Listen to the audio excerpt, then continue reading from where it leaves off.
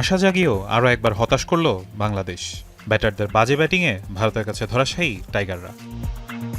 একপাশে দুর্দান্ত ব্যাটিংয়ে দলকে লড়াই রাখছিলেন সাইফ হাসান, আরেক পাশে একটু একটু করে সম্ভাবনার মৃত্যু হচ্ছিল একের পর এক বিদায়। আগের ম্যাচের জয়ের নায়ক এবারও লড়ে গেলেন বুক জিতিয়ে, কিন্তু সঙ্গী পেলেন না একজনও। দুর্দান্ত বোলিং আর ফিল্ডিংয়ে ভারতকে বাগে পেয়েও ব্যাটিং ব্যর্থতায় শেষ পর্যন্ত বড় ব্যবধানেই হেরে গেল টাইগাররা।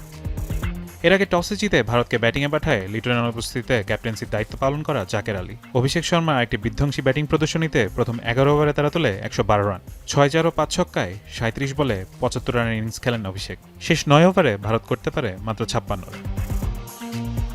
এশিয়া কাপের গুরুত্বপূর্ণ ম্যাচে বাংলাদেশকে 41 রানে হারালো ভারত। সুপার 4 পর্বে টানা 2 জয়ে বিশ্ব চ্যাম্পিয়নরা পৌঁছে গেল টুর্নামেন্টের ফাইনালে, আর ভারতের জয় নিশ্চিত হল শ্রীলঙ্কার বিদায়। বৃহস্পতিবার বাংলাদেশ মুখোমুখি হবে পাকিস্তানের। দুবাইয়ে ম্যাচটি কার্যত সেমিফাইনাল। ফারহান ইসান এখন।